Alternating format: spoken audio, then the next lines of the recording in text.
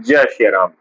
तो बच्चों, आज हम लोग कक्षा 12वीं फिजिक्स अध्याय फर्स्ट वैद्युत आवेश एवं क्षेत्र का लेक्चर नंबर 7 लेकर आए हैं, जिसमें हम लोग पढ़ेंगे वैद्युत द्विध्रुव इलेक्ट्रिक डाइपोल, और इसी के बारे में और पढ़ेंगे कि वैद्युत द्विध्रुव आघूर्ण किसे कहते हैं, और फिर वैद्युत द्विध्रुव जो अपने चारों ओर विद्युत क्षेत्र बनाता है, अलग अलग बिंदु पर विद्युत क्षेत्र तीव्रता भी बनेगी। तो वैद्युत द्विध्रुव के कारण विद्युत क्षेत्र तीव्रता भी हम ज्ञात करेंगे। तो पहला हेडिंग डालिए आप लोग, वैद्युत द्विध्रुव किसे कहते हैं। तो बच्चों ध्यान से देखिएगा, किसे कहते हैं वैद्युत द्विध्रुव। ये दो बिंदु रखे मैंने, और असल में ये दोनों बिंदु आवेश है। एक है माइनस क्यू आवेश, दूसरा है प्लस क्यू आवेश। ठीक है। अच्छा, ये दोनों आवेशों का परिमाण एक समान है। ऐसे समझो, अगर इसके पास 1 कूलम आवेश है तो इसके पास भी 1 कूलम आवेश है। अंतर क्या है? ये ऋणावेश है और ये धनावेश है, यानी दोनों समान परिमाण के आवेश है, विजातीय आवेश है। क्या काम है यहाँ पे? हमने असल में यहाँ पे दो समान परिमाण के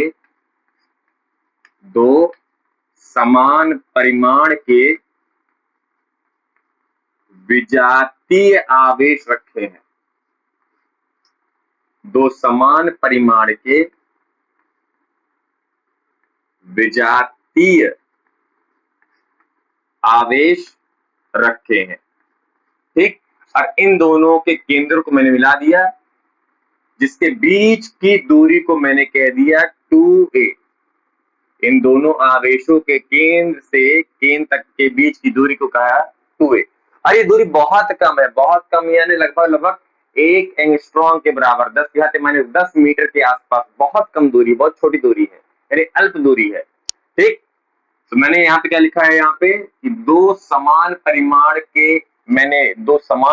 के विजातीय आवेश रखे हैं, और ये दोनों आवेश बहुत कम दूरी पर रखे हैं, अल्प दूरी पर रखे हैं। तो अल्प दूरी पर रखें, स्थित लिख दीजिए, रखें थोड़ा बेकार लग रहा है, स्थित है ना, कि अल्प दूरी पर स्थित दो समान परिमाण के विजातीय आवेशों के इस पूरे निकाय को बच्चों वैद्युत द्विध्रुव कहते हैं। क्या है? अल्प दूरी पर स्थित दो समान परिमाण के विजातीय आवेशों के इस निकाय को वैद्युत द्विध्रुव कहते हैं। अल्प दूरी पर स्थित दो समान परिमाण के विजातीय आवेशों के निकाय को वैद्युत द्विध्रुव कहते हैं।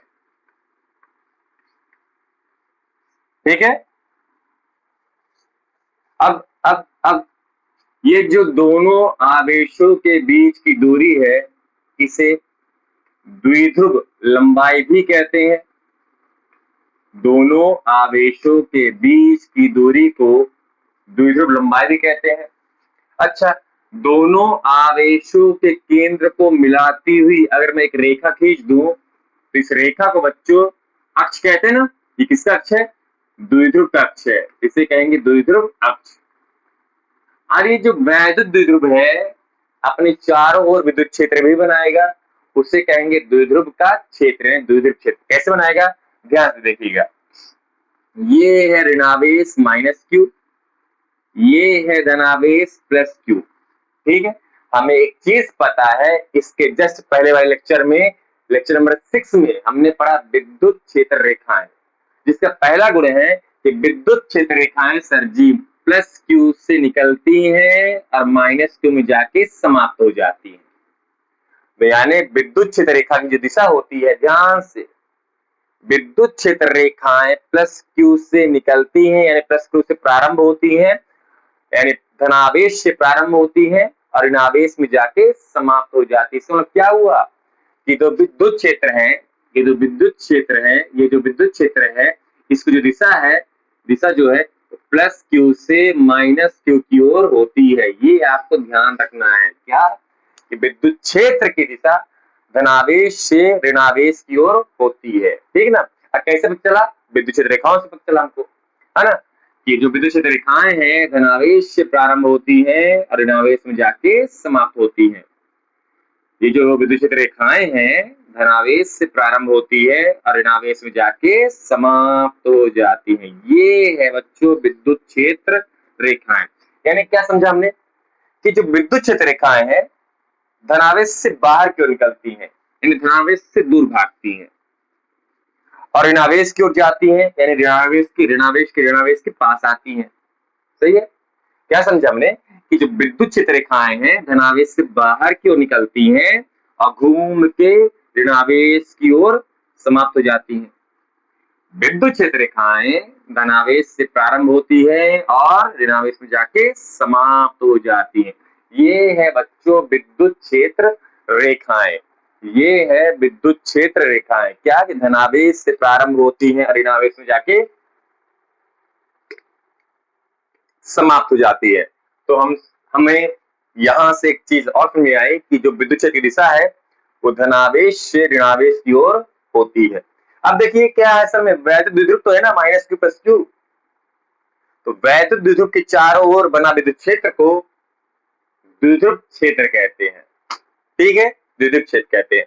अच्छा, यानी वैद्युत द्विध्रुव अपने चारों ओर एक विद्युत क्षेत्र बना लेता है, जबकि जबकि जबकि ध्यान से देखिए, वैद्युत द्विध्रुव यानी क्या, दो समान परिमाण का विजातीय आवेश, यानी इसके पास मान लीजिए इसके पास 2 कूलाम का आवेश है, इसके पास भी 2 कूलाम का आवेश है, ये ऋणावेश है ये धनावेश है। अच्छा, दोनों को जोड़िए तो कितना आएगा, -2 कूलाम प्लस 2 कूलाम, दोनों जुड़ के आ गए बच्चों, दोनों जुड़ के आ गए 0। इसका मतलब ये हुआ कि वैद्युत द्विध्रुव का कुल आवेश शून्य है, इसके बावजूद विद्युत क्षेत्र शून्य नहीं है, विद्युत क्षेत्र बन रहा है।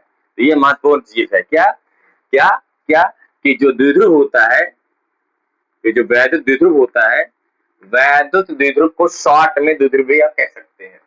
ये जो द्विध्रुव होता है, द्विध्रुव का कुल आवेश शून्य होता है। तो ये समान परिमाण के आवेश होते हैं लेकिन विजातीय होते हैं, तो कुल आवेश हो गया शून्य। तो द्विध्रुव का कुल आवेश शून्य होता है, जबकि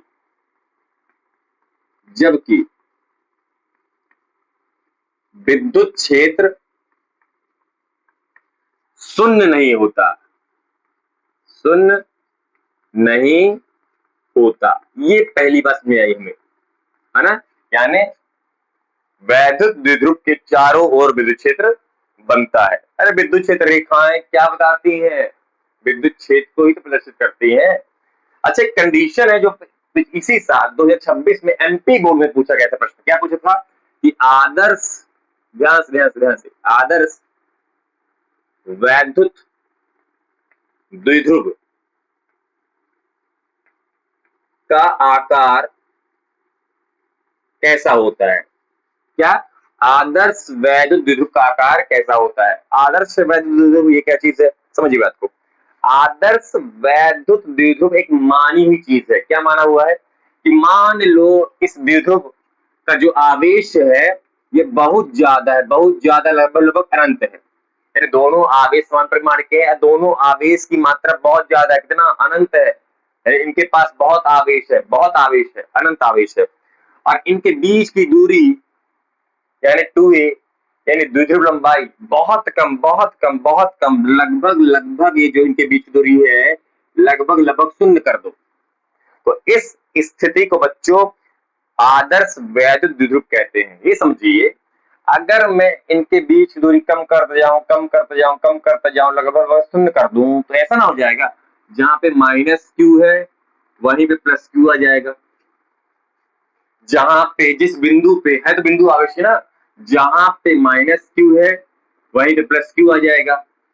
तो यहाँ पे ये जो वैद्युत द्विध्रुव है एक बिंदु की तरह व्यवहार करेगा और इसका आकार शून्य हो जाएगा। तो ये प्रश्न आता है बोर्ड में, क्या कि आदर्श वैद्युत द्विध्रुव का आकार कैसा होता है? ऑप्शन था 0, 1, 2 या अनंत। शून्य। आदर्श वैद्युत द्विध्रुव यानी क्या समझे आप कि इनके बीच में दूरी है, ये दूरी कम करते जाओ, कम करते जाओ, कम करते जाओ, कम करते जाओ, कम करते जाओ, शून्य कर दी मैंने। यानी जहां पे माइनस क्यू आवेश है वहीं पे प्लस क्यू आवेश है और दोनों बिंदु आवेश है, तो यहीं पे माइनस क्यू है, यहीं प्लस क्यू है, तो इसका आकार कैसा है? शून्य, बिंदु बराबर। तो इसका आकार आप लिख सकते हैं शून्य, और ये किस प्रकार से व्यवहार करता है? बिंदु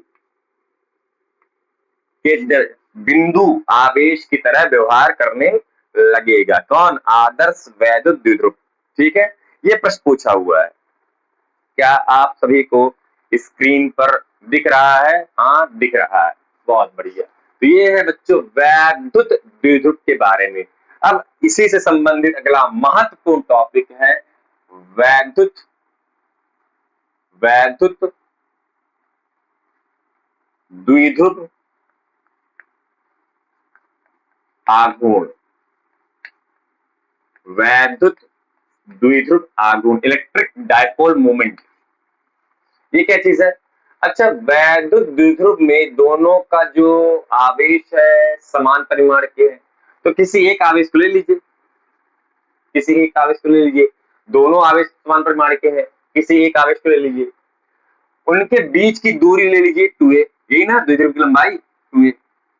तो वैद्युत द्विध्रुव के किसी आवेश तथा उनके बीच की दूरी के गुणनफल को बच्चों वैद्युत द्विध्रुव आघूर्ण कहते हैं, और इसे स्मॉल p से प्रदर्शित करते हैं।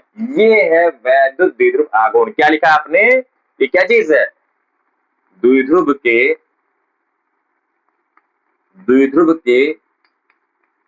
किसी आवेश, किसी को कर ले लो, किसी आवेश, दोनों का परिमाण तो समान है, किसी आवेश तथा इनके बीच की दूरी यानी द्विध्रुव लंबाई तथा उनके बीच की दूरी यानी 2a के गुणनफल को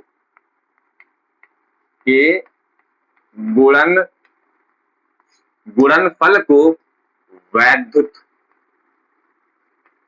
द्विध्रुव आघूर्ण कहते हैं। ठीक है, और इसे स्मॉल p से प्रदर्शित करते हैं। तो ये हो गया आपका वैद्युत द्विध्रुव आघूर्ण Q इंटू 2a, है ना। वैद्युत द्विध्रुव का कोई आवेश तथा उन दोनों आवेशों के बीच की दूरी या द्विध्रुव लंबाई भी आप कह सकते हो कि गुणनफल को वैद्युत द्विध्रुव आघूर्ण कहते हैं। अच्छा, इसे आप सदिश रूप में भी लिख सकते हैं, इसे आप सदिश रूप में भी लिख सकते हैं। कैसे? वेक्टर p, ये हो गया सदिश रूप, परिमाण हो गया q इंटू 2a, और दिशा बता दो आप, दिशा कैसे बताओगे? p कैप, एकांक सदिश, याद है ना एकांक सदिश, जिसका परिमाण 1 होता है, ये केवल दिशा बताने का काम करता है, एकांक सदिश। ये सदिश रूप हो गया। और हमने कहा था आपको, नहीं पता तो सुन लीजिए फिर से, फिजिक्स में जैसा ही कोई नया नाम आएगा, नया शब्द आएगा, नई राशि आएगी, तो उसका हम लोग नामकरण संस्कार करते हैं। कैसे? 3 बातों से। पहली बात होती है उसकी राशि, दूसरी चीज होता है उसका मात्रक, और तीसरी चीज होता है उसका विमीय सूत्र। विमीय सूत्र। तो राशि इसकी क्या है? सदिश रूप में मैंने व्यक्त कर दिया है, यानी जाहिर सी बात है सदिश राशि होगी। मात्रक की बात करें, मात्रक यहां से आप देख लीजिए, आवेश का मात्रक होता है बचुआ लोगों कूलाम,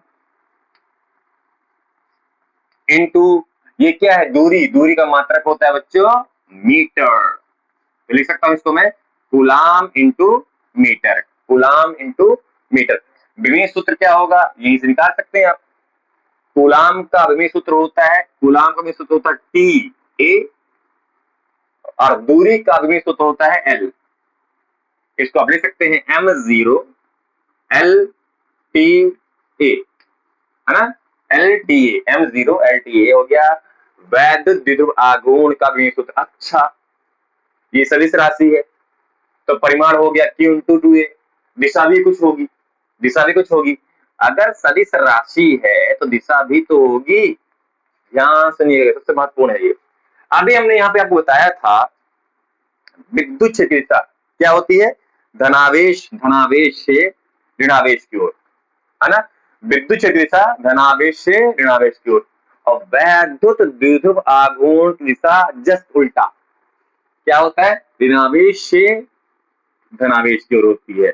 ये होता है वैद्युत द्विध्रुव आघूर्ण की दिशा, किस ओर, ऋणावेश से धनावेश की ओर होती है वैद्युत द्विध्रुव आघूर्ण की दिशा। ध्यान रखिएगा, ऋणावेश से धनावेश की ओर होती है, ऋणावेश से धनावेश की ओर होती है वैद्युत द्विध्रुव आघूर्ण की दिशा। ठीक है, एक प्रश्न कर लेते हैं इसका, एक प्रश्न कर लेते हैं, अच्छा प्रश्न है ये। एक प्रश्न कर लेते हैं कि एक वैद्युत द्विध्रुव है, एक वैद्युत द्विध्रुव है, यानी क्या है, माइनस क्यू प्लस क्यू, और बीच दूरी 2a है। सही है, तो ये बोला गया है कि इसमें जो एक आवेश है एक इलेक्ट्रॉन के बराबर है, दूसरा आवेश एक प्रोटॉन के बराबर है। तो प्रश्न ये पूछा है कि एक वैद्युत द्विध्रुव में दो आवेश है, एक इलेक्ट्रॉन और एक प्रोटॉन, और ये दोनों एक दूसरे से 1 एंगस्ट्रॉम की दूरी पर स्थित है, यानी द्विध्रुव लंबाई हो गया 1 एंगस्ट्रॉम। तो बताइए इसका वैद्युत द्विध्रुव आघूर्ण कितना होगा, ये प्रश्न पूछा है। प्रश्न में आया कि भैया एक वैद्युत द्विध्रुव है जिस पर आवेश क्रमशः एक इलेक्ट्रॉन और एक प्रोटॉन के बराबर है, और ये दोनों एक दूसरे से 1 एंगस्ट्रॉम की दूरी पर स्थित है। तो इसका वैद्युत द्विध्रुव आघूर्ण कितना होगा। 1 एंगस्ट्रॉम यानी क्या होता है बच्चों, 10⁻⁻10 मीटर होता है। निकाल लो, क्या निकालना है, वैद्युत द्विध्रुव आघूर्ण, ये तो निकालना है ना। क्या होता है, Q Q Q into 2a। Q यानी क्या हो गया, आवेश, भैया एक इलेक्ट्रॉन में जितना आवेश होता है उतना ही एक प्रोटॉन में आवेश होता है। कितना होता है, कितना होता है, 1.6 गुणे 10⁻⁻19 कूलम हो गया। दोनों समान परिमाण के विजातीय आवेश है। अच्छा, 2a यानी दोनों आवेशों के बीच की दूरी कितना है, 1 एंगस्ट्रॉम है। कितना, 10⁻10 मीटर। 2 मत लिख देना यहाँ पे, 2 इंटू, अरे 2a पूरा, ये 2a पूरा है, क्या है 2a पूरा, द्विध्रुव की लंबाई है, यानी 2a का पूरे का मान है 1 एंगस्ट्रॉम। 10⁻10 सॉल्व कर दीजिए, आंसर आ जाएगा, कितना आएगा 1.6। फिर इनको आपस सॉल्व कर देंगे, यहाँ पे आधार समान तो लिख दिया एक बार, गुणे में घातें जुड़ी जाती है, -10 -29, ये है वैद्युत द्विध्रुव आघूर्ण। अच्छा, मात्रक क्या है इसका, मात्रक क्या होता है, कूलाम मीटर, कूलाम मीटर। ये प्रश्न है कि दो आवेश है, एक इलेक्ट्रॉन एक प्रोटॉन, जो कि 1 एंगस्ट्रॉम की दूरी पर स्थित है, तो इनके बीच वैद्युत द्विध्रुव आघूर्ण 1.6 गुणे 10⁻29 कूलाम मीटर लगेगा, होता है। ये प्रश्न है, ठीक। अब सबसे महत्वपूर्ण बात, ये आपका वैद्युत द्विध्रुव है जिसके चारों ओर विद्युत क्षेत्र बनता है, यानी अलग अलग बिंदु पर विद्युत क्षेत्र की तीव्रता भी तो अलग अलग होगी। और अगर मुझे इस द्विध्रुव के चारों ओर बने विद्युत क्षेत्र के किसी बिंदु पर, किसी बिंदु M पर विद्युत क्षेत्र की तीव्रता ज्ञात करनी हो तो अगली हेडिंग आप समझ गए होंगे क्या आने वाला है कि किसी वैद्युत द्विध्रुव के कारण विद्युत क्षेत्र, किसी वैद्युत द्विध्रुव के आसपास बने विद्युत क्षेत्र में किसी बिंदु पर विद्युत क्षेत्र की तीव्रता अपना ज्ञात करने वाले हैं। हाँ, परीक्षा के लिए तो बहुत है, बहुत है ज्यादा महत्वपूर्ण। या आपने सुना होगा ना, अक्षीय स्थिति निरक्षीय स्थिति। मैं चाहूंगा इसे आप लोग बिल्कुल आंखें फाड़ के बिना पलक झपकाए ध्यान से पढ़ें देखें, क्योंकि ये टॉपिक हम लोग 3 बार पढ़ेंगे। अभी एक बार अगला अध्याय है वैद्युत विभव एवं धारिता, उसमें भी पढ़ेंगे ये चीज, और फिर चुंबकीय क्षेत्र में भी ये चीज पढ़ेंगे, इसलिए बहुत ध्यान से देखिएगा, बहुत ध्यान से। क्या पढ़ने वाले अपन, वैद्युत द्विध्रुव के कारण किसी बिंदु पर विद्युत क्षेत्र कहिए, तीव्रता कहिए, एक ही बात हमने बताया आपको। विद्युत क्षेत्र की तीव्रता को शॉर्ट में विद्युत क्षेत्र कहते हैं। ठीक है, और इसमें हम लोग दो कंडीशन पढ़ेंगे, एक अक्षीय स्थिति, एक निरक्षीय स्थिति। तो पहला हेडिंग डालिए आप लोग, पहला हेडिंग डालिए आप लोग, पहला हेडिंग डालिएगा अक्षीय स्थिति के लिए, अक्षीय स्थिति के लिए वैद्युत द्विध्रुव के कारण विद्युत क्षेत्र की तीव्रता। अच्छा, इसे अनुदैर्ध्य स्थिति भी कहते हैं। किसी चीज को अनुदैर्ध्य स्थिति भी कहते हैं, ध्यान रखिएगा, ध्यान रखिएगा। इसी बात को, इसी चीज को अनुदैर्ध्य स्थिति भी कहते हैं। ठीक है, ठीक, चलिए शुरू करते हैं। अक्षीय स्थिति के लिए किसी बिंदु पर वैद्युत द्विध्रुव के किसी बिंदु पर विद्युत क्षेत्र की तीव्रता। तो इसके लिए सबसे पहले हमको लेना पड़ेगा एक वैद्युत द्विध्रुव। क्या होता है? दो विजातीय आवेश होते हैं समान परिमाण के, जो कि एक दूसरे से 2a दूरी पर, अल्प दूरी पर, बहुत छोटी दूरी पर, बहुत कम दूरी पर स्थित होते हैं। अभी मैंने प्रश्न में किया था, लगभग 1 एंगस्ट्रॉम की दूरी पर, बहुत छोटी, बहुत कम दूरी होती है, इतनी दूरी पर स्थित होते हैं। आई टोटल लंबाई कितनी है? 2a है। मैंने द्विध्रुव का केंद्र कह दिया ओ, द्विध्रुव का केंद्र यानी आधा हिस्सा, तो आधी लंबाई कितनी हो जाएगी? a। अब बची वाली आधी लंबाई a। ठीक है, टोटल 2a है, तो आधा आधा a हो गया। ठीक, अच्छा, इस दोनों आवेशों के केंद्र को मिलाती हुई अगर मैं एक रेखा खींच दूं, ऐसे रेखा खींच दूं मैं, तो बच्चों इसी रेखा को कहते हैं द्विध्रुव का अक्ष। ठीक, इसे कहते हैं अक्ष।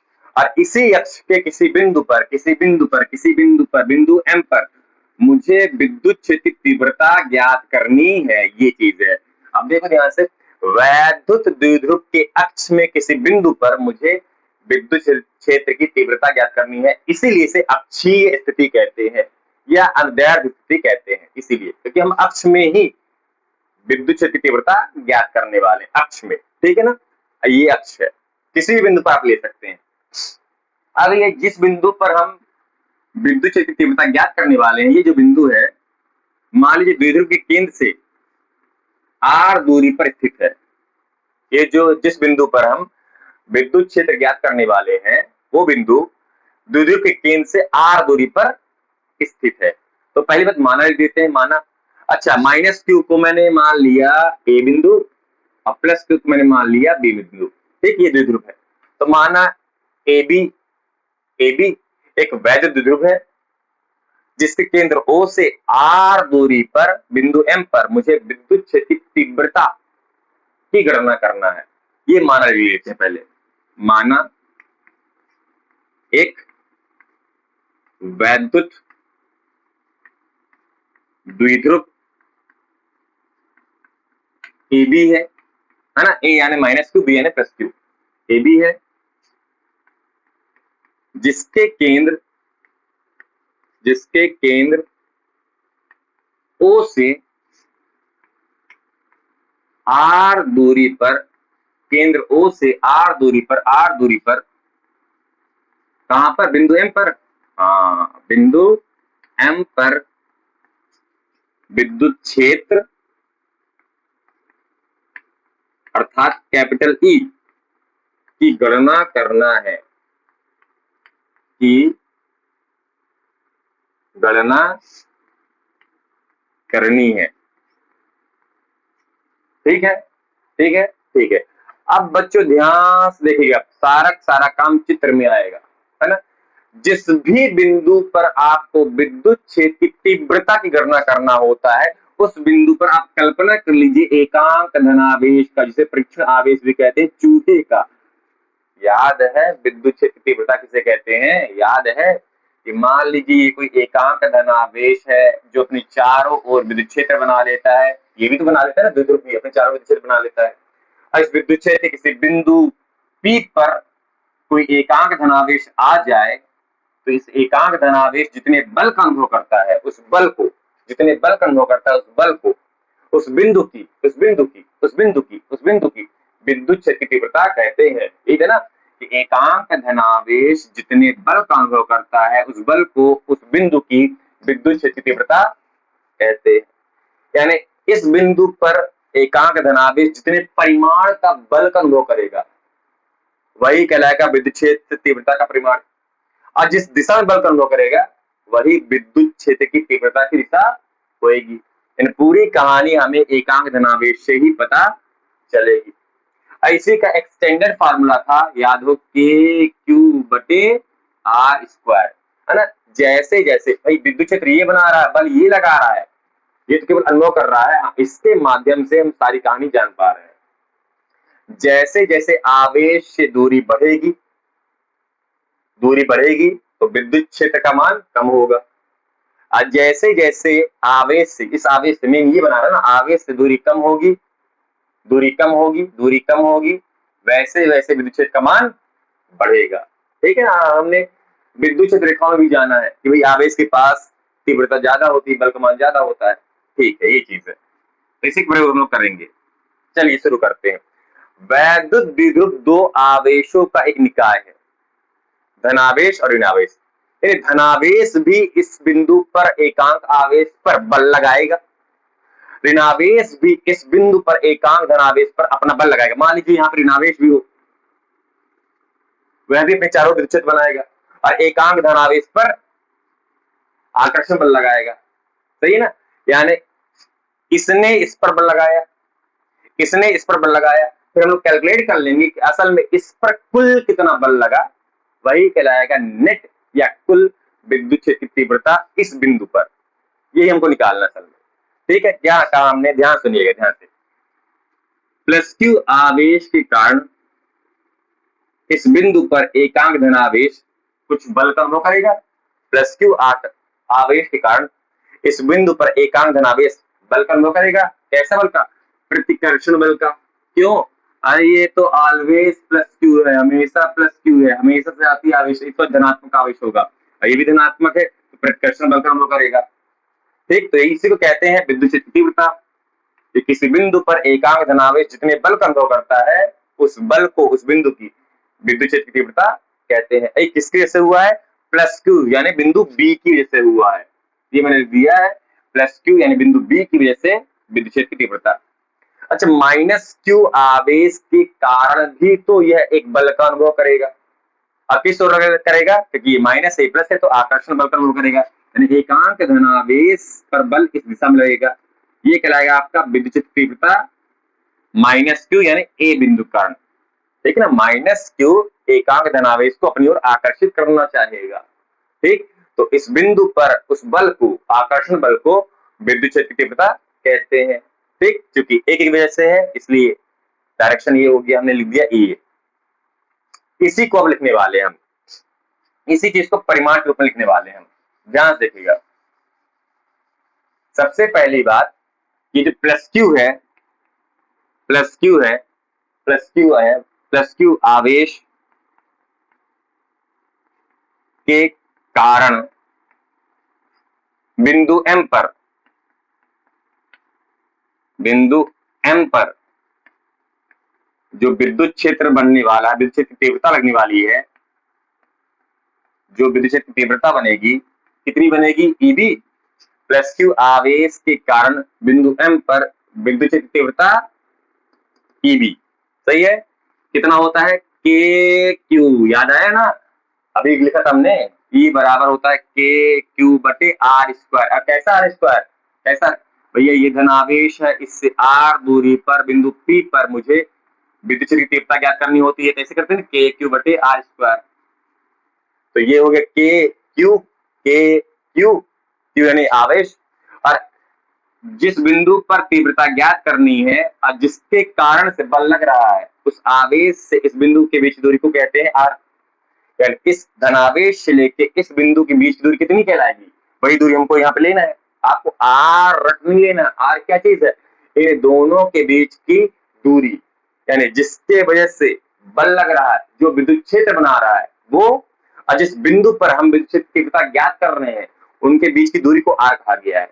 यानी इस आवेश के कारण से विद्युत क्षेत्र बन रहा है और इस बिंदु पर हम ज्ञात कर रहे हैं, तो इनके बीच की दूरी हमको लेना है। कितनी है इनके बीच दूरी, ध्यान से देखिए भाई, यहां तक की दूरी आर है, देखिए ध्यान से, इस बिंदु तक की दूरी आर है। अगर मैं आर में से ए को घटा दूं, आर में से ए घटा दूं तो मुझे ये दूरी मिल जाएगी, है ना। टोटल आर में से ए घटा दो, मुझे ये दूरी मिल जाएगी, यानी हो गया आर माइनस ए। चूंकि दूरी का वर्ग है, ये आर क्या है, इस बिंदु से जिसने विद्युत क्षेत्र बनाया है और जिस बिंदु पर हम विद्युत क्षेत्र ज्ञात कर रहे हैं उनके बीच की दूरी है। टोटल आर है, आर में से मैंने ए घटा दी, मुझे ये दूरी मिल गई, क्या, आर माइनस ए का वर्ग। ये हो गया आपका पहला समीकरण। अब माइनस क्यू भी तो इस पर विद्युत क्षेत्र लगा रहा होगा, बल लगा रहा होगा, ठीक। तो माइनस क्यू आवेश के कारण, माइनस क्यू आवेश के कारण बिंदु एम पर, बिंदु एम पर विद्युत क्षेत्र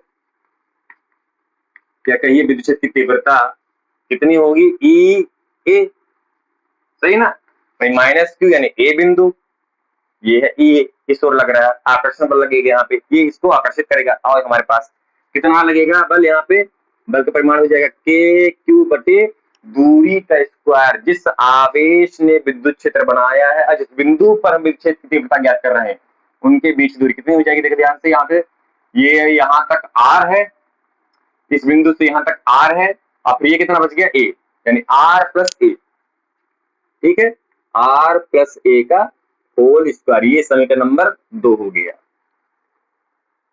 ये है अलग अलग आवेशों के द्वारा बिंदु एम पर लगने वाला विद्युत क्षेत्र की तीव्रता, ये हो गई। अब हमें निकालना है कि चलो यार, इसने भी बल लगाया यानी इसके कारण विद्युत क्षेत्र बन रहा है, इसने भी बल लगाया यानी इसके कारण से भी विद्युत क्षेत्र बन रहा है, तो असल में एकांक धनावेश पर कुल कितना बल लग रहा है, यानी इस बिंदु पर कुल विद्युत क्षेत्र की तीव्रता कितनी होगी, ये हमको निकालना, नेट विद्युत क्षेत्र। और यही नेट विद्युत क्षेत्र, कुल विद्युत क्षेत्र इस पूरे द्विध्रुव के कारण बनने वाला विद्युत क्षेत्र कहलाएगा। समझो, आपको बहुत आसान है, देखो ध्यान से, ये बिंदु एम है जहां पर एकांक धनावेश बैठा हुआ है।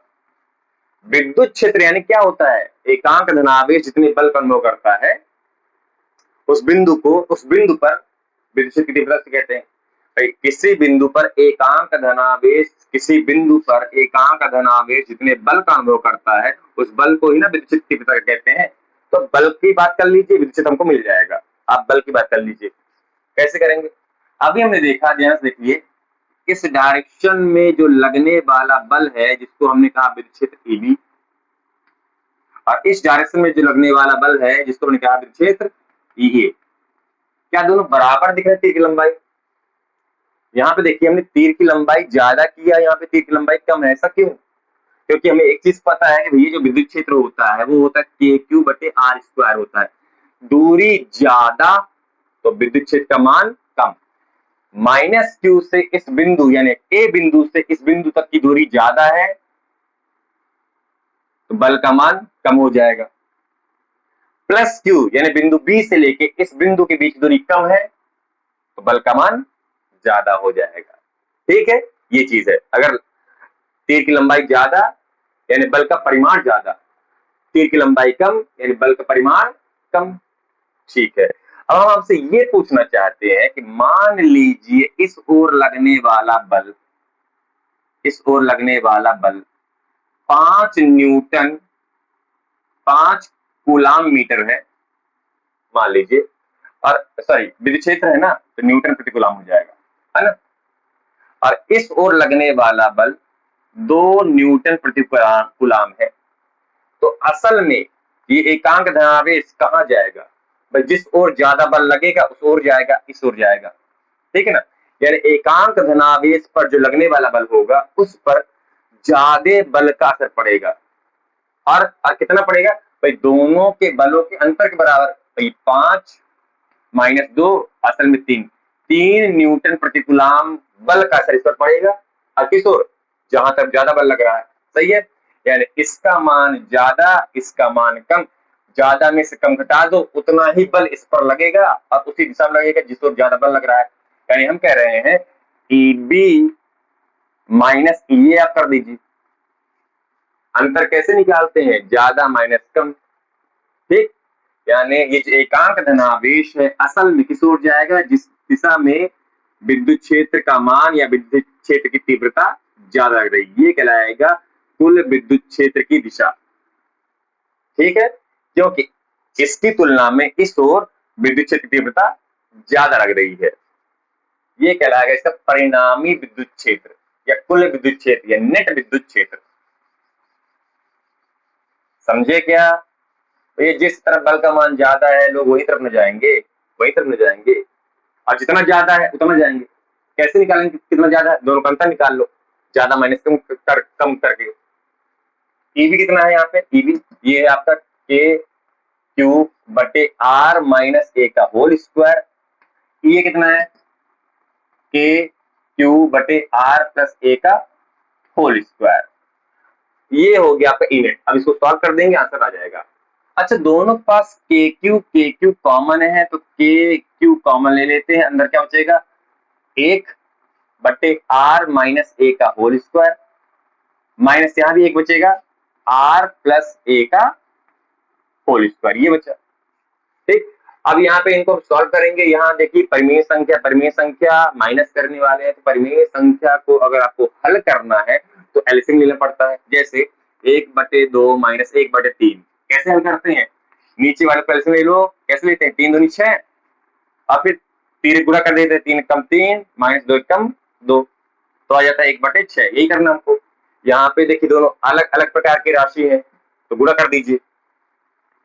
KQ नीचे हमें गुणा करना पड़ेगा R माइनस ए का whole square into R plus A का होल स्क्वायर। जैसे हमने यहाँ पे किया ना, गुणा कर दिया, फिर कैसे करते हैं, 3 गुणा कर देते हैं, तो ये यहाँ पहुंच जाएगा। यानी R प्लस ए का होल स्क्वायर माइनस ये यहाँ पहुंच जाएगा R माइनस ए का होल स्क्वायर। सही है, सही है क्या, एकदम सही है, एकदम सही है। आगे सॉल्व करते हैं। KQ ध्यान से देखिएगा, नीचे पहले देखते हैं। अच्छा एक चीज देखिए, ये R माइनस ए का स्क्वायर है, R प्लस ए का स्क्वायर है, ये दोनों के घाते में 2 है। तो काम करते हैं, जो स्क्वायर है कॉमन ले लेते हैं। भाई दोनों का नंबर, हम ये कह रहे हैं आपसे भैया ए का भी स्क्वायर है बी का भी स्क्वायर है, तो काम करो ना, इस स्क्वायर को कॉमन ले लो। कॉमन यानी क्या, ये ए का भी स्क्वायर हो गया बी का भी स्क्वायर हो गया, ये हमने किया है। ये दोनों की घाते 2 है तो घात कॉमन ले लो, कॉमन ले लिया हमने। ठीक है, अब यहाँ पे आप देखो R माइनस ए R प्लस ए, आपको लग नहीं रहा ए माइनस बी, ए प्लस बी की तरह, ए माइनस बी ए प्लस बी। इसका फॉर्मूला होता है A square minus B square. ए यानी क्या, आर स्क्वायर, और बी यानी क्या, ए स्क्वायर, अब पूरे का होल स्क्वायर। ठीक ना, अंदर की बात है ए माइनस बी ए प्लस बी, तो हो गया ए स्क्वायर माइनस बी स्क्वायर, अब पूरे का स्क्वायर है, ये आ गया। अच्छा यहाँ पे देखिए ए प्लस बी का होल स्क्वायर आ गया, क्या होता है A square plus 2ab plus B square, तो कर दो ए स्क्वायर यानी आर स्क्वायर प्लस 2ab, सही ना, प्लस बी स्क्वायर यानी ये ए स्क्वायर आ गया, बी स्क्वायर। फिर ये माइनस है, माइनस है। अच्छा अच्छा अच्छा, यहाँ पे क्या दिख रहा है आपको, a माइनस बी का होल स्क्वायर क्या होता है, A square minus 2ab plus B square ही होता है। लेकिन ध्यान से देखिए इसके बाहर माइनस है, तो अगर ये माइनस है तो अंदर का चिन्ह बदल जाएगा, ये प्लस हो जाएगा और ये माइनस हो जाएगा। मेरे ख्याल से आप 10th पास होके आए हैं तो आपसे इतनी गणित बननी चाहिए, है ना। अगर ये बाहर माइनस है तो अंदर का प्रत्येक चिन्ह बदल जाएगा, ये चीज है। अब आगे सॉल्व करते हैं KQ। ये आर स्क्वायर प्लस में है, आर स्क्वायर माइनस में है, कट के शून्य हो गया। ए स्क्वायर प्लस में है, ए स्क्वायर माइनस में, कट के ये भी शून्य हो गया। तो अंदर कुल कितना बचा यहाँ पे 2RA plus 2RA, total 4RA बटे में R square minus A square पूरे का होल स्क्वायर, ये आया। ठीक है, इसको आगे और सॉल्व कर दो, अब बस सॉल्यूशन आने ही वाला है। इसको यानी जो टोटल ई नेट है अर्थात बिंदु एम पर कुल विद्युत क्षेत्र की तीव्रता की बात हो रही है। तो यहाँ पे क्या लिखा है के, ध्यान रखिएगा के। अच्छा, क्या मैं 4 को 2 इंटू 2 लिख सकता हूँ? 4 को, वही चीज तो है, 2 to 4 4। फिर मैंने लिख दिया क्यू, फिर क्या बचा आर और ए, मैंने दिया ये ए इंटू आर, सेम चीज है। देख लीजिए के आ गया आपका, क्यू भी आ गया आपका, 4 यानी 2 to the 4 भी आ गया आपका, आर भी आ गया और ए भी आ गया। ठीक है, नीचे क्या चीज है आपके पास? R square minus A square पूरे का होल स्क्वायर, ये। अच्छा, Q इंटू 2A, इसको क्या कहीं आपने कभी देखा है? मैंने तो देखा है, अभी कुछ टाइम पहले दिखाया भी है कि Q इंटू 2A को ही कहते हैं सर जी वैद्युत द्विध्रुव आघूर्ण। वैद्युत द्विध्रुव आघूर्ण यानी मैं लिख सकता हूं कि ई नेट बराबर K into 2 Q into 2A यानी स्मॉल p इंटू आर बटे R square minus A square की पावर 2।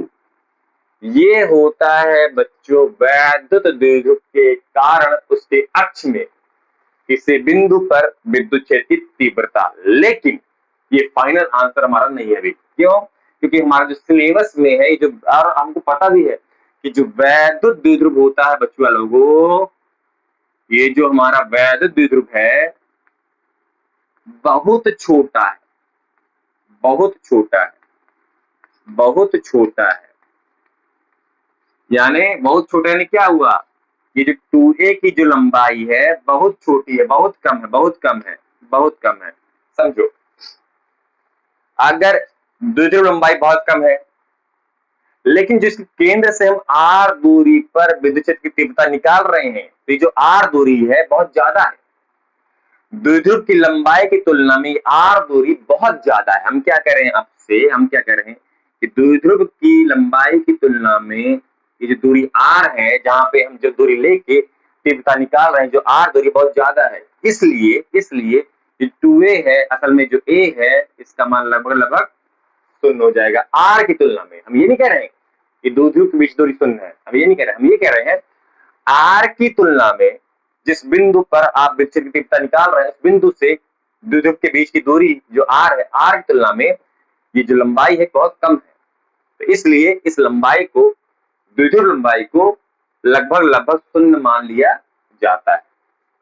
तो इस हिसाब से ये जो ई नेट है क्या हो जाएगा? स्मॉल के को अब आप वैल्यू रख सकते हैं कितना? 1/4 पाई एप्सिलॉन नॉट कैपिटल के। हाँ सही है, सही सही सही। हमने हर माध्यम के ले लिया। अरे यार, वैद्युत द्विध्रुव किसी माध्यम में ही तो रखा होगा, तो हमने हर कंडीशन के लिए ले लिया कैपिटल के, ठीक है ना। इनटू 2p, ये जो r है, r बटे में क्या आ गया? R square.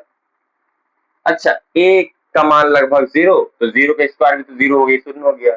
अब देखिए आर स्क्वायर का स्क्वायर यानी आर की पावर 4 आ गई, सही है। एक आर से एक आर मर गया, तो यहाँ पे आ गया आपका ई नेट बराबर 1/4 पाई एप्सिलॉन नॉट कैपिटल के, और यहाँ पे क्या आएगा आपका 2p बटे आर की घाते 3। एक आर से क्या मर गया, या आर 3 बचे। यही है बच्चों वैद्युत द्विध्रुव के अक्ष में किसी बिंदु पर विद्युत क्षेत्र की तीव्रता, ये चीज है, यही है। अब आपको अगर मानना है कि नहीं चाची जो वैद्युत द्विध्रुव है ना ये निर्वात में रखा हुआ है, तो लिख लीजिए कंडीशन। ये निर्वात के लिए जो के यानी परावैद्युतांक होता है 1 होता है, तो 1 रख दीजिए, आ जाएगा ई नेट। ई नेट बराबर 1/4 पाई एप्सिलॉन नॉट के का मान 1 हो गया, 2p बटे r क्यूब, ये हो गया। ये है कुल विद्युत क्षेत्र अक्षीय स्थिति के लिए। ये परिमाण है। दिशा की बात कर लीजिए, हमने कहा ना बल का मान यहाँ ज्यादा है तो अल्टीमेटली ये जो एकांक धनावेश है इसी ओर जाएगा, यानी इस डायरेक्शन में जाएगा। अच्छा अच्छा, हमने एक चीज बताया आपको कि वैद्युत द्विध्रुव आघूर्ण यानी स्मॉल पी की दिशा क्या होती है, माइनस क्यू से प्लस क्यू, ये होती है ना, ये होता है माइनस क्यू से प्लस क्यू, वैद्युत द्विध्रुव आघूर्ण की दिशा। तो देखिए ध्यान से, जो कुल विद्युत क्षेत्र की दिशा आई है, कुल विद्युत क्षेत्र की दिशा आई है, वह वैद्युत द्विध्रुव आघूर्ण की दिशा में ही है। सही है, तो दिशा भी आप यहाँ पे लिख सकते हैं, दिशा भी आप यहाँ पे लिख सकते हैं। जो दिशा है, जो दिशा है तो कैसी है, कैसी है, वैद्युत द्विध्रुव आघूर्ण की दिशा में ही है ना, वैद्युत द्विध्रुव के आघूर्ण की दिशा में ही है। ठीक है, ये हो गया आपका पूरा डेरिवेशन वैद्युत द्विध्रुव के कारण विद्युत क्षेत्र की तीव्रता किसी बिंदु पर। ये परिमाण और ये दिशा। दिशा आप देख सकते हैं, जो नेट विद्युत क्षेत्र की दिशा है वैद्युत द्विध्रुव आघूर्ण की दिशा में ही है। ये पहला कंडीशन था अक्षीय स्थिति। अब जल्दी फटाफट लिख लीजिए, आप पढ़ेंगे दूसरा कंडीशन, निरक्षीय स्थिति। हो गया निरक्षीय स्थिति। और हम बताना चाहेंगे बोर्ड परीक्षा के लिए बहुत इंपॉर्टेंट है, वेरी महत्वपूर्ण है। क्या है, बहुत महत्वपूर्ण, वेरी इंपॉर्टेंट है बोर्ड परीक्षा के लिए। अगली हेडिंग डालिए आप लोग, निरक्षीय स्थिति। निरक्षीय स्थिति में वैद्युत द्विध्रुव के कारण किसी बिंदु पर विद्युत क्षेत्र की तीव्रता। ठीक है, निरक्षीय स्थिति, तो ये सेकेंड केस हो जाएगा, निरक्षीय स्थिति। निरक्षीय स्थिति, इसे बच्चों अनुप्रस्थ स्थिति भी कहते हैं। निरक्षीय स्थिति को अनुप्रस्थ स्थिति भी कहते हैं। ठीक है, अब क्या है अनुप्रस्थ या निरक्षीय स्थिति, समझते हैं, देखिए ध्यान से। ये एक वैद्युत द्विध्रुव है जिसमें एक और माइनस क्यू आवेश, दूसरी ओर प्लस क्यू आवेश होता है। समान परिमाण के विजातीय आवेश होते हैं और दोनों के बीच की दूरी बच्चों 2a होता है। इस पूरे निकाय को कहते हैं वैद्युत द्विध्रुव। ठीक है, इसका केंद्र मैंने कह दिया O, तो इस हिसाब से ये दूरी a हो जाएगी और ये दूरी भी a हो जाएगी, है ना, टोटल 2a है तो आधा दी हो जाएगी a। और इस केंद्र से द्विध्रुव अक्ष के लंबवत r दूरी पर बिंदु M पर मुझे विद्युत क्षेत्र की तीव्रता ज्ञात करनी है। इसे कहते हैं निरक्षीय स्थिति या अनुप्रस्थ स्थिति या लंबवत भी कहते हैं इसे। क्या कहा मैंने, द्विध्रुव अक्ष के लंबवत और द्विध्रुव के केंद्र से, क्या, द्विध्रुव के केंद्र से अक्ष के लंबवत r दूरी पर बिंदु M पर मुझे विद्युत क्षेत्र की तीव्रता ज्ञात करनी है। तो माना इसमें लिखते हैं, माना एक वैद्युत द्विध्रुव, इसको मैंने कह दिया A बिंदु, इसको मैंने कह दिया B बिंदु, minus Q two A plus Q two B बिंदु। तो माना एक वैद्युत द्विध्रुव, माना एक वैद्युत द्विध्रुव AB है जिसके केंद्र O से, जिसके केंद्र O से अक्ष के लंबवत, सही है ना, अक्ष के लंबवत r दूरी पर बिंदु M पर विद्युत क्षेत्र, विद्युत क्षेत्र की गणना, विद्युत क्षेत्र ने कैपिटल E की गणना करनी है। ये है, आप देख सकते हैं, माना एक वैद्युत द्विध्रुव AB है जिसके केंद्र O से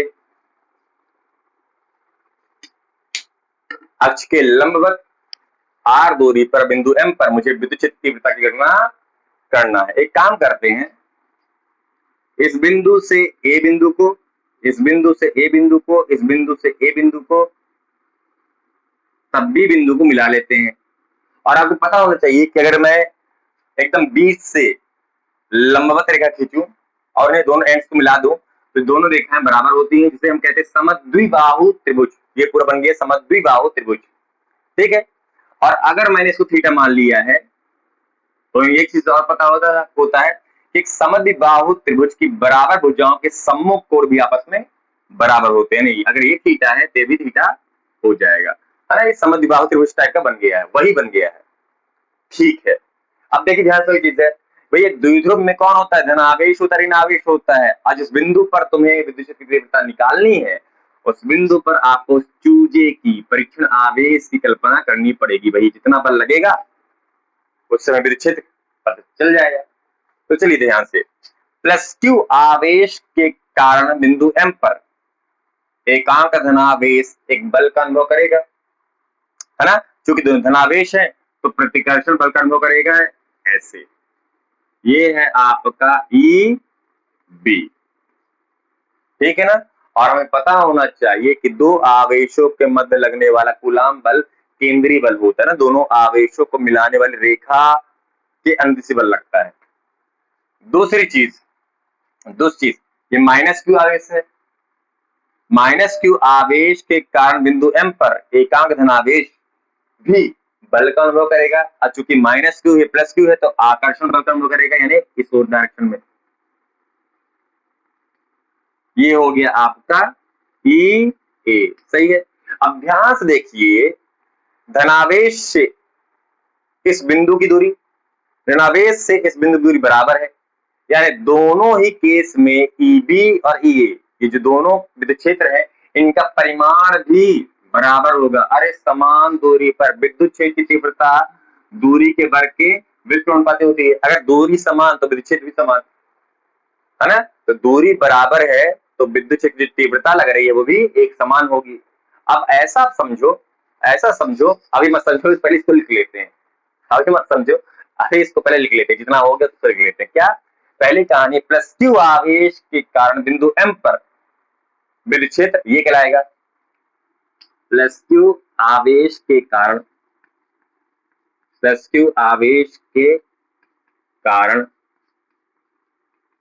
बिंदु M पर विद्युत क्षेत्र कितना हो जाएगा बताइए, EB, सही ना। +q के कारण B पॉइंट के कारण EB क्या होगा, वही चीज है कि Q बटे दूरी का स्क्वायर। दूरी किसकी, इन दोनों के बीच की दूरी, जिसके कारण से विद्युत क्षेत्र लग रहा है और जिस पर लग रहा है उस बिंदु तक की बीच की दूरी क्या कहलाएगा। मैं लिख सकता हूँ BM, ये दूरी, ये लंबाई BM का स्क्वायर। ये है समीकरण नंबर 1, ठीक। अब अगला केस है, -q के कारण बिंदु M पर विद्युत क्षेत्र, है ना। -q के कारण बिंदु M पर विद्युत क्षेत्र क्या होगा, E बराबर, EA बराबर ना, -q है A बिंदु, EA बराबर KQ बटे इनके बीच दूरी कितनी हो जाएगी, इस बार AM, तो AM का होल स्क्वायर। सही है, क्या दिख रहा है आप लोग को, KQ बटे, हाँ दिख रहा है, KQ बटे AM स्क्वायर, है ना। ये हो गया, इसको मैंने कह दिया समीकरण नंबर 2। अब हम निकालेंगे नेट विद्युत क्षेत्र। नेट क्यों निकाल रहे हैं, क्योंकि भैया दोनों आवेशों का प्रभाव इस पर पड़ रहा है, कोई प्रतिकर्षण कर रहा है, कोई आकर्षण कर रहा है। तो असल में एकांक धनावेश पर कितना बल लगेगा और किस दिशा में जाएगा, उसे कहते हैं परिणामी विद्युत क्षेत्र, ठीक है। अब आप खुद समझ सकते हैं कि यहां पर एकांक धनावेश है, समझो यहां पे आप है और आप पर इस दिशा में कोई बल लगा रहा है, मान लो 5 न्यूटन का, हम बल बता रहे हैं आपको ना, बल लगा रहा है 5 न्यूटन का, और इस दिशा में भी कोई दूसरा व्यक्ति आप पर बल लगा रहा है 5 न्यूटन का, यानी कोई आपको यहां से भी खींच रहा है और यहां से खींच रहा है, और दोनों ओर जो बल का परिमाण समान है, तो आप किस दिशा में जाएंगे? आप एकदम बीचों बीच सीधे निकल जाएंगे, सही ना।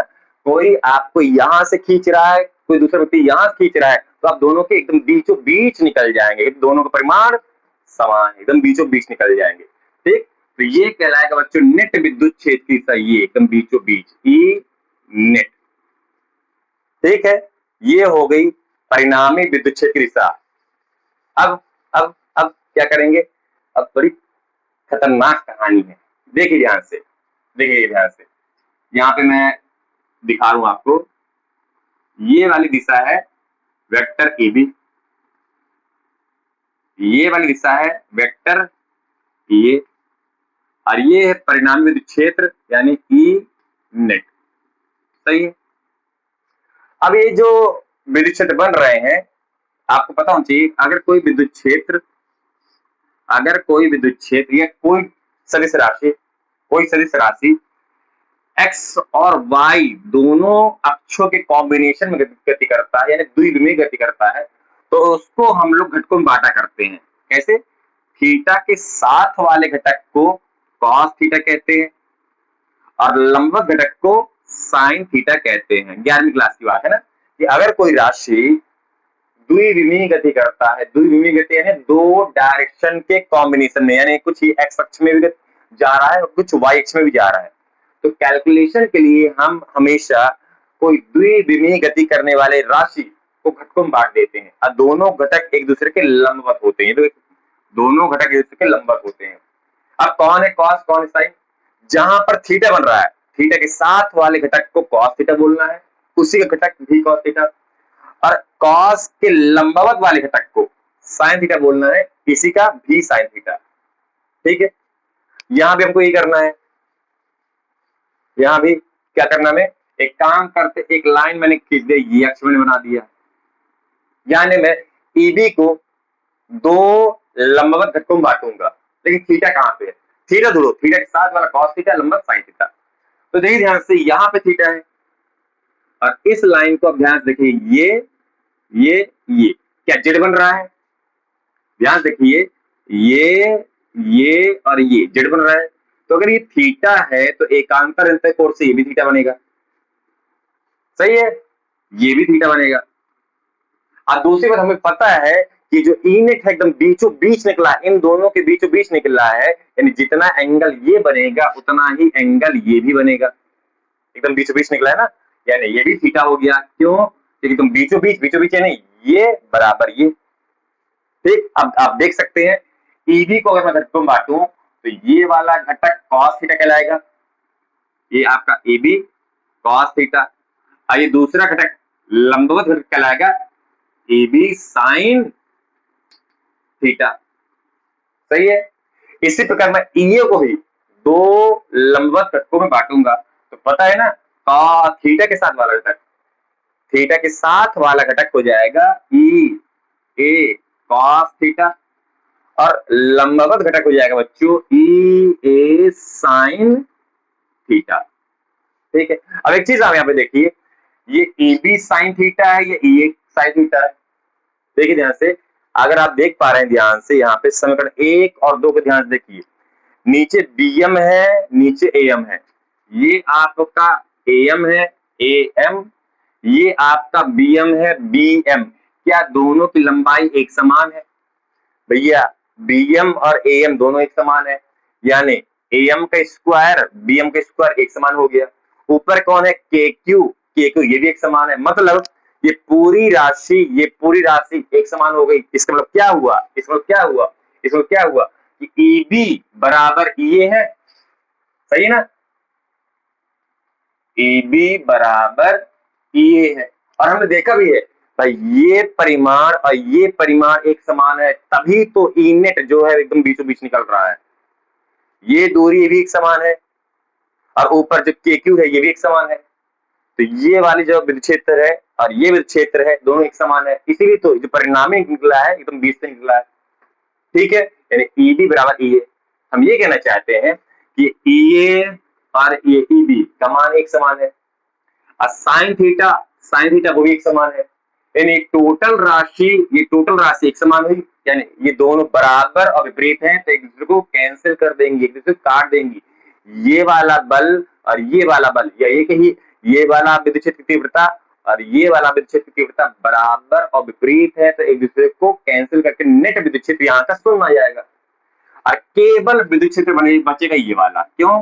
क्योंकि ये और ये एक ही डायरेक्शन में है तो जुड़ जाएंगे, बराबर है लेकिन एक ही डायरेक्शन में है तो जुड़ जाएंगे। अरे दोनों बराबर थे लेकिन विपरीत दिशा में, ये समझिए 2 न्यूटन ये -2 न्यूटन, खत्म बात। लेकिन ये दो और ये दो जुड़ के 4 हो जाएंगे, है ना। तो टोटल ये वाला जुड़ जाएगा और यही कहलाएगा हमारा टोटल विद्युत क्षेत्र। क्या?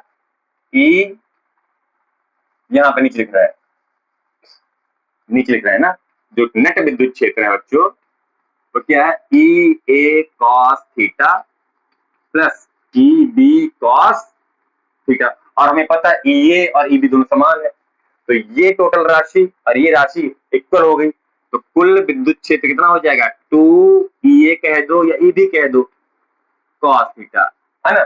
ये भी ई ए ये भी ई A cos theta plus E A cos theta total 2 E A cos theta बराबर दोनों। ठीक है, अब यहीं पे हम आगे सॉल्व करेंगे। ई नेट बराबर 2 ई ए का मान कितना है? कुछ भी रख दो, ई बी कुछ भी रख दो, ये क्या है? के क्यू बटे ए एम का whole square into cos theta. इसको समीकरण 3 देके छोड़ दीजिए। अब मुझे दो चीजें निकालना है, काम बन जाएगा। पहले बात एम यानी ये चीज मुझे निकालना है एम, और कॉस थीटा मुझे निकालना है, फिर मेरा काम बन जाएगा। तो इसके लिए अपन ट्राइंगल चित्र में देखिएगा, चित्र में देखिएगा ट्राइंगल एओएम में मैं पाइथागोरस लगाने वाला हूं, पाइथागोरस प्रमेय से। क्या है ट्राइंगल? ध्यान से देखिएगा, ये ट्राइंगल है, चित्र में दिखा सबको क्या? ये ए है, ये ओ है, ये एम है और यहाँ पे एंगल है थीटा। दिखा ये ट्राइंगल? ये वाला ट्राइंगल की हम बात कर रहे हैं, ये ए ओ एम, ये ट्राइंगल, ये थीटा है। अच्छा, ये वाली लंबाई कितनी है? ए, नीचे लिखा है। अब ये वाली लंबाई कितनी है? ये वाली लंबाई पता ना, आर दूरी, ये वाली लंबाई आर है। तो यहां से क्या मुझे मैं पाइथागोरस प्रमेय लगा सकता हूं? कर्ण का स्क्वायर बराबर लंब का स्क्वायर प्लस आधार का स्क्वायर।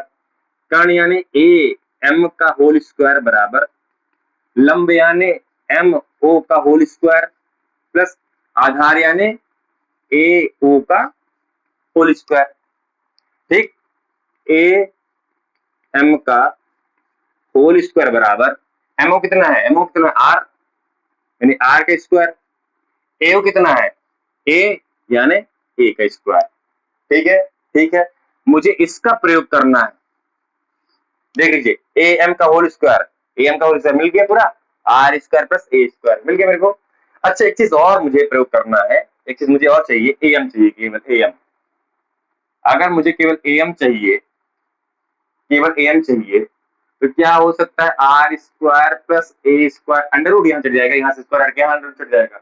और आपको पता होना चाहिए, अगर मैं अंडर रूट ना लिखना चाहूं तो यहाँ पे मैं 1/2 भी लिख सकता हूं, है ना। अंडर रूट को ही 1/2 कहते हैं, घात। तो मुझे ए एम स्क्वायर मिल गया ये, और मुझे कॉस थीटा और चाहिए। तो यहाँ पे मैं यहीं से मेरे को कॉस थीटा ही मिल जाए। कॉस थीटा क्या होता है बच्चों? आधार बटे कर्ण। आधार कौन है यहाँ पे? एओ है। कर्ण कौन है यहाँ पे? एम है। पता चला कि एम हमने क्यों निकाला? यहां से मेरा काम हो जाता, लेकिन मुझे एम इसके लिए चाहिए। एओ कहाँ है? एओ ए है, और एम आपका R square plus A square power 1/2 है। सब कुछ मिल गया। आपको करते हैं समीकरण नंबर 3 में। समीकरण नंबर 3 में क्या है? समीकरण नंबर 3, टोटल विद्युत क्षेत्र कितना है? 2 के क्यू बटे एम का स्क्वायर, एम स्क्वायर पूरी चीज ये है, क्या है, R square plus A square, R square plus A square. फिर कॉस थीटा, कॉस थीटा कितना है, ए बटे R square plus A square पूरे का एक बटे दो। ध्यान रखना है इसकी पावर दो नहीं लिखना है, क्योंकि हमने पूरी वैल्यू रख ली है, ए एम का होल स्क्वायर, ए एम का होल स्क्वायर पूरी वैल्यू ही आ गई है। ठीक है, इसी को सॉल्व कर दीजिए, यही हमारा कहलाएगा डेरिवेशन पूरा। नेट विद्युत क्षेत्र है, ऊपर देखिए ध्यान से, ऊपर देखिए ध्यान से, के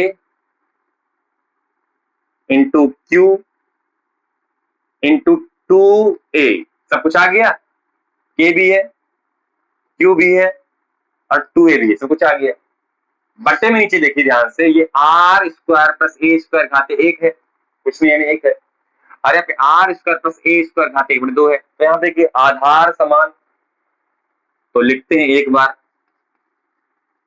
और गुणे हैं तो घाते जुड़ जाती हैं, एक प्लस आधा तीन बटे दो होता है। ठीक है, और यहाँ पे Q इंटू टू ए, इसको मैं क्या लिख सकता हूँ, वही लिख सकता हूँ जो मैं लिखना चाहता हूँ, क्या क्या कि ये हो गया आपका वैद्युत द्विध्रुव आघूर्ण यानी P, और नीचे आ गया R square plus A square power तीन बटे दो। ठीक है, ठीक है, ये आप कह सकते हैं निरक्षीय स्थिति में किसी बिंदु पर विद्युत क्षेत्र की तीव्रता वैद्युत द्विध्रुव आघूर्ण में। लेकिन लेकिन लेकिन हमें पता है कि जो द्विध्रुव है बहुत छोटा है, ये जो द्विध्रुव है बच्चों, द्विध्रुव जो है बहुत बहुत ज्यादा छोटा है। इसका मतलब क्या हुआ कि जो आर दूरी हम जो ले रहे हैं, द्विध्रुव से जो हम आर दूरी ले रहे हैं, ये द्विध्रुव की लंबाई की तुलना में बहुत ज्यादा है। ये जो आर दूरी ले रहे हैं हम, द्विध्रुव की लंबाई की तुलना में बहुत ज्यादा, द्विध्रुव लंबाई बहुत छोटा, और जो हम दूरी ले रहे हैं, जहां पे हम विद्युत क्षेत्र की तीव्रता ज्ञात कर रहे हैं, जो दूरी बहुत ज्यादा है, तो यहाँ पे आर की तुलना में ए लगभग लगभग शून्य के बराबर आ जाएगा, लगभग लगभग। तो इस कंडीशन में ये तो हो गया शून्य, तो क्या बचा आपके पास, ई नेट बराबर के का मान रख दीजिए, एक बटे four pi F sine not capital के, ये सभी के लिए है भाई। ये द्विध्रुव किसी न किसी माध्यम में रखा होगा ना, तो मैंने कह दिया हर माध्यम के लिए एक सूत्र अप्लाई है, इंटू पी बटे आर स्क्वायर, है ना, आर स्क्वायर शून्य हो गया। अच्छा, आर स्क्वायर घात तीन बटे दो है, घात में तीन बटे दो, घात घात गुणा हो गया, टू कट गया, बचा केवल घाते तीन, पता है ना, घात घात गुणा होता है, घात यहाँ पे दो है, यहाँ पे घात तीन बटे दो है, दो से दो कट गया, बचा तीन। ये है बच्चों नेट विद्युत क्षेत्र निरक्षीय स्थिति में, नेट विद्युत क्षेत्र निरक्षीय स्थिति में। अगर आपको निर्वात के लिए चाहिए कि नहीं जी जो वैद्युत द्विध्रुव है ना, ये निर्वात में रखा हुआ है, वायु में रखा हुआ है, तो निर्वात के लिए के का मान एक होता है, बस एक रख दो, तो ई नेट बराबर एक बटे four pi F sine not P बटे आर क्यूब होता है। ये आ गया आपका विद्युत क्षेत्र की तीव्रता अगर द्विध्रुव निर्वात में स्थित है तब के लिए। ठीक है, ये है निरक्षीय स्थिति के लिए। दिशा की बात कर लेते हैं, तो हमें पता है वैद्युत द्विध्रुव आघूर्ण की दिशा क्या होती है, माइनस क्यू से प्लस क्यू की ओर होती है, माइनस क्यू से प्लस क्यू की ओर होती है वैद्युत द्विध्रुव आघूर्ण की दिशा। और जो नेट विद्युत क्षेत्र आया है द्विध्रुव आघूर्ण के विपरीत दिशा में आया, प्लस द्विध्रुव अक्ष के समांतर आ रहा है ना, ऐसा कह सकते हैं ना कि जो नेट विद्युत क्षेत्र दिशा है वह द्विध्रुव अक्ष के समांतर तथा द्विध्रुव आघूर्ण के विपरीत दिशा में है। दिशा आप देख सकते हैं यहाँ पे, दिशा दिशा दिशा दिशा दिशा दिशा, जो दिशा आया बच्चों, जो दिशा है, जो दिशा है, दिशा है यहाँ पे आप देख सकते हैं, क्या क्या क्या, द्विध्रुव अक्ष के समांतर, द्विध्रुव अक्ष के समांतर तथा वेक्टर पी यानी द्विध्रुव आघूर्ण के विपरीत। खत्म बात। दिशा क्या है, द्विध्रुव अक्ष के समांतर लेकिन द्विध्रुव आघूर्ण के विपरीत दिशा में। ये हो गया डेरिवेशन निरक्षीय स्थिति के लिए। बन जाएगा, बन जाएगा, बनना चाहिए। ठीक है, एक आखिरी चीज और बता देते हैं आज के इस वीडियो का, फिर इस वीडियो को समाप्त करते हैं। एक आखिरी चीज और देख लीजिए क्या है। हमने देखा बच्चों, अक्षीय स्थिति में जो कुल विद्युत क्षेत्र आया था वो था असल में K2P/R3। अगर आप ध्यान देखो K यानी 1/4πε0, फिर 2P/R3, ये मेन चीज था, आया था। और अभी हमने देखा निरक्षीय स्थिति में, आया है K×P/R3। एक काम करते, दोनों के विद्युत क्षेत्र की तुलना कर लेते हैं कि ये कौन ज्यादा कौन कम। तो देखो ध्यान से, K से K मरा है, P/R3 से P/R3 मर गया, यानी जो ऊपर E अक्षीय बचा बटे E निरक्षीय बचा। अब बराबर क्या बचा, केवल 2। तो E निरक्षीय को अगर मैं वहां ले जाऊं तो गुणे हो जाएगा E निरक्षीय। इसमें क्या हुआ, कि भाई अक्षीय स्थिति में विद्युत क्षेत्र की तीव्रता ज्यादा होती है। किससे, निरक्षीय स्थिति से। कितनी ज्यादा होती है, 2 गुना ज्यादा होती है। समझे, यानी जो हमने अक्षीय स्थिति में इस बिंदु M पर विद्युत क्षेत्र की तीव्रता निकाली थी वो ज्यादा होती है।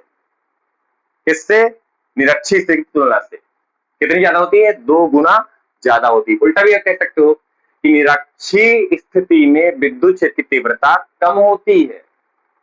किससे कम होती है, अक्षीय स्थिति से कम होती है। कितनी कम होती है, 2 गुना कम होती है। यानी निरक्षीय स्थिति में अक्षीय की तुलना में विद्युत क्षेत्र की तीव्रता आधी गुनी हो जाती है। ठीक है, तो अक्षीय में विद्युत क्षेत्र की तीव्रता ज्यादा होती है, निरक्षीय में कम होती है। अक्षीय में 2 गुनी ज्यादा होती है, निरक्षीय अक्षीय की आधी गुनी होती है। ये होगी तुलना कि भैया कौन ज्यादा कौन कम। ठीक है, ठीक है। और एक आखिरी चीज और देख लीजिए, हमने देखा था कि जो विद्युत क्षेत्र होता है किसी आवेश के कारण, किसी आवेश के कारण जो विद्युत क्षेत्र बनता था वो था K/Q/R², यानी असल में क्या था, दूरी के वर्ग के व्युत्क्रमानुपातिक था। और यहां पर आप ध्यान से देखिए, जो वैध द्विध्रुव में विद्युत क्षेत्र बन रहा है वो क्या है, असल में दूरी के घन के व्युत्क्रमानुपात। इसमें क्या हुआ, वैद्युत द्विध्रुव में विद्युत क्षेत्र तीव्रता दूरी के साथ बहुत तेजी से कम होता है, घन गुना तेजी से कम होता है। ठीक है, तो ये थे आज का पूरा लेक्चर, यहीं पे समाप्त करते हैं। जय श्री राम।